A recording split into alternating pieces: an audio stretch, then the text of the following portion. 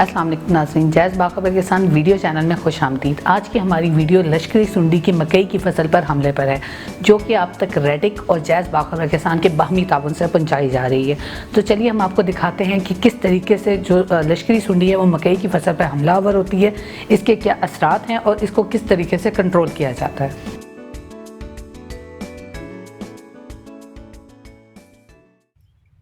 मेरा नाम डॉक्टर गुलाम अब्बास है और मैं चीफ़ कोऑर्डिनेटर हूँ रेडिक बिहाड़ी में। ये रेडिक जो है हमारा regional agricultural economic development centre, ये हुकूमत पंजाब महकमा ज़राअत का ज़ैली इदारा है और हमारा काम जो है ज़िम्मेदारों को और अपने जो है अपने एग्रीकल्चर का स्टाफ है उसको ट्रेनिंग देना है। आज हम ज़िम्मेदारों को ये एक फसलों पर हमला करने वाले कीड़े के मतलब मुकम्मल शनासाई देंगे। तो मैं हूं और मेरे साथ हमारे फार्म मैनेजर मोहम्मद नज़ीम कैसर हमारे साथ हैं।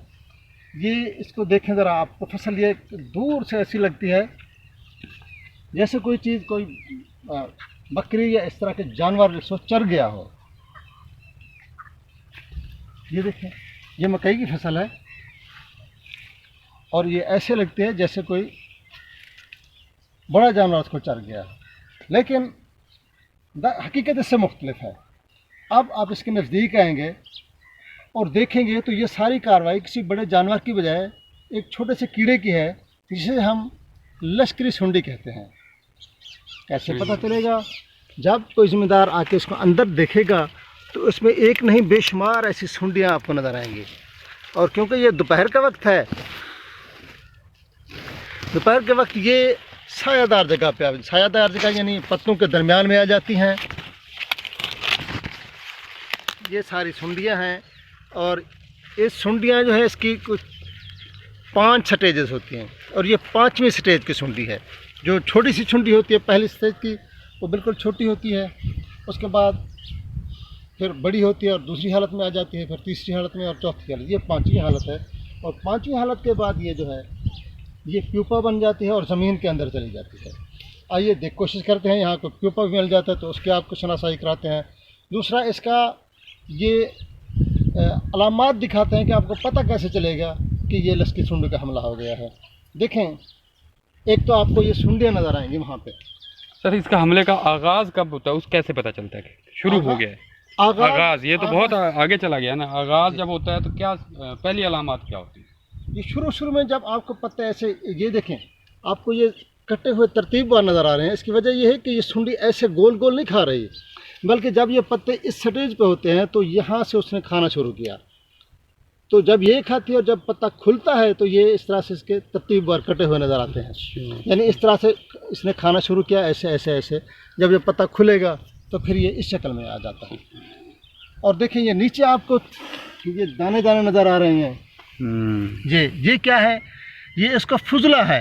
खाने के बाद ये जो मवाद खारिज करती है, ये वो है जो आपको नज़र आ रहा है। इसका मतलब अगर नीचे फुजला नज़र आए तो इसका मतलब है अटैक शुरू है। अगर किसी ज़िम्मेदार को फुजला नज़र आता है, ये अलामात हैं उसके, तो आप उसको गौर से देखें, वहाँ आपको इसकी सुंडियाँ भी नज़र आएंगी। अब सुंडियाँ जो है ये इसके नज़र आएंगी, ख़ास तौर पर गर्मी के वक्त ये छुप के अंदर चली जाती हैं। जब अब सुबह के वक्त या शाम के वक्त देखें, ख़ास तौर पर सुबह के वक्त, तो आपको ये नीचे ज़मीन के ऊपर और इवन सड़क के ऊपर, रास्ते के ऊपर चलती हुई आम नज़र आएंगी। इसे लश्करी सुंडी कहते हैं और इसका जो हयातियाती नाम है वो है स्पोडाप्टरा लिटूरा। इसकी 2 किस्में हैं, स्पोडाप्टरा लिटूरा भी है और स्पोडाप्टरा एक्जिगुआ भी होता है। तो मैं इस डिटेल में नहीं जाता, जिम्मेदारी को लिए इतना काफ़ी है कि ये लश्करी सुंडी है। सर, इसको लश्करी सुंडी क्यों कहते हैं? लश्करी सुंडी से इसलिए कहते हैं कि ये ज़्यादा तादाद में अंडे देती है और जब इससे बच्चे निकलते हैं तो लश्कर की तरह आके हमला कर देते हैं। बहुत सारे ऐसे कीड़े हैं जो सोलिटरी जिसे हम कहते हैं कि वो एक एक दाना करके वो अपनी जगह, मिसाल के तौर पर ये हमारे गुलाबी सुंडी है तो वो एक एक करके एक टिंडे में अंडा देती है। लेकिन ये जो है, ये जहाँ भी जाते हैं लश्कर के एक ही जगह पे आपको कई सैकड़ों और दर्जनों कीड़े जो है उसको खाते हुए नज़र आएंगे। और उसका जब हमला होता है ये ज़्यादातर किनारों से शुरू होता है। जैसे अभी आप देख रहे हैं, ये किनारों पे आपको ज़्यादा खाई हुई नज़र आ रही है। ये आपको सुराख नज़र आ रहा है, ये इसका तो प्यूपा है जो 5 स्टेज के बाद ये, क्योंकि अब तकरीबन ये 5 स्टेज गुजर गई है।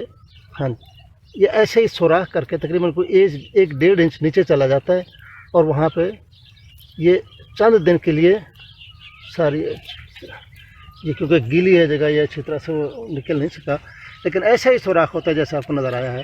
ये इसके ट्यूब पर, इसी तरह वो सामने नज़र आ रहा है, वो भी उसके मैं कर तो ये उसके प्यूपे के बाद ये इसमें से परवाना निकलेगा और परवाना जो है वो दोबारा अपना वो दौरान ज़िंदगी शुरू कर दे। वो अंडे देता है, अंडे से छोटे छोटे बच्चे निकलते हैं, लश्कर की शक्ल में हमला शुरू कर देते हैं और ये चलते रहे। और ये सिर्फ मकई तक महदूद नहीं है, ये इसके साथ गंदम की फसल है, इस पर भी एक कहीं, क्योंकि ये दानों की शक्ल में थी इसलिए इस पर ज़्यादा नहीं आया, हमला इस पर भी हो सकता है। और ये जितना गर्म और सकुलेंट ग़िज़ा होती है उस पर ये ज़्यादा होते हैं। अब आते हैं कि इसको करना क्या है, इसका कंट्रोल कैसे होगा। देखिए, ज़िम्मेदार सबसे पहले कोशिश करते हैं इसको केमिकल्स का छिड़काव करके स्प्रे करने की, लेकिन इसके बहुत सारे दूसरे जो साइड इफ़ेक्ट्स भी होते हैं। मसलन इसी खेत के अंदर ये जो है पानी लगा हुआ है, इसके अंदर पानी, ये देखिए ये उड़ रहा था, ये उड़ता हुआ कीड़ा ये सामने नज़र आ रहा है आपको, ये मुफीद कीड़ा है। जब हम स्प्रे करते हैं तो ये कीड़े खुद ब खुद यानी हम इनके साथ अपने इन मुफीद कीड़ों को भी मार देते हैं। तो इंतहाई एहतियात की ज़रूरत है। सर इस कीड़े का नाम क्या आता है? ये क्राइसोपरला इसे कहते हैं, क्राइसोपरला। ये बेहतरीन किस्म का जानवर, ये देखिए ये बैठा हुआ है, ये इसके, हाँ ये अभी उड़ गया है अभी। अच्छा, दूसरी ये है, ये भी इंतहाई मुफीद है, इसे कॉक्सिनेरेट कहते हैं। तो जब हम स्प्रे करते हैं तो हम इनको भी साथ ही ख़त्म कर देते हैं। तो ये चाहिए कि अगर तो ये नुकसान बर्दाश्त हो, ये देखें ना, सिर्फ पहले 2-3 लाइनों के ऊपर हमला है, उसके बाद जो है फसल ठीक है। अगर तो हम इसको बर्दाश्त कर लें तो बहुत बेहतर, अगर नहीं हो सकता तो फिर इसके लिए ऐसी दवाइयों का इंतखाब करें जो ऐसे जो हमारे फ़ायदेमंद कीड़े हैं उनके लिए कम से कम ज़रर रखते हैं, कम से कम नुकसान देते हैं उनको। तो मेरी आपको यानी सजेशन ये होगी कि जैसे है लियोफिनोरैम है और एमामेक्टिन है या इसी तरह स्पाइनोसाइड है, इस तरह की दवाइयाँ करके इसको कंट्रोल कर सकते हैं आप। अगर सारे खेत में हमला नहीं है तो मैं यही सजेशन दूंगा कि आप इसको स्प्रे ना ही करें तो बेहतर है। इसको ऐसा था जो मुफीद कीड़े देखिए, और ख़ास तौर पर मकई की फसल जब वो यानी उसके जब भुट्टे तोड़ने के करीब आप आ जाएं, या इसी तरह गंदम की फसल है, तो इसको भी हम कभी रिकमेंड नहीं करते कि आप ऐसी दवाइयों से स्प्रे करें। ये मामूली सा नुकसान होता है इसके बाहर वाली सिर्फ चंद लाइनों के ऊपर, और बाद में जो है आसानी से कंट्रोल हो जाता है। हाँ, अलबत्ता कोई दूसरी फसलें हैं तो उनके लिए जैसे मैंने आपका गुजारिश की है, इन अद्वियात के साथ इसको आसानी से कंट्रोल किया जा सकता है।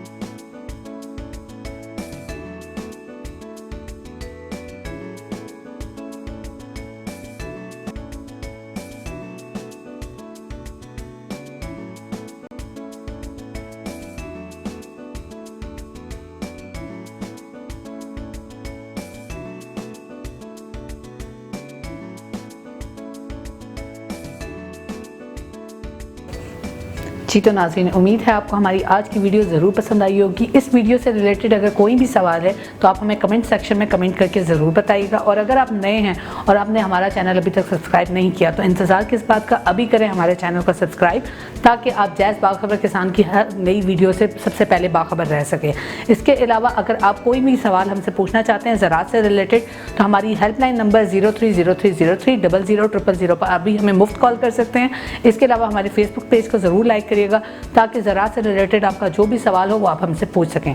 इसके अलावा नाज़रीन, आप हमारी एंड्रॉयड एप्लीकेशन को डाउनलोड करके ज़राअत से रिलेटेड जदीद फीचर्स से मुस्तफ़ीद हो सकते हैं। ज़राअत से रिलेटेड अगली वीडियो तक के लिए अपना ख्याल रखिएगा। तब तक अपनी होस्ट हिरा महफूज को इजाज़त दीजिए। अल्लाह हाफ़िज़।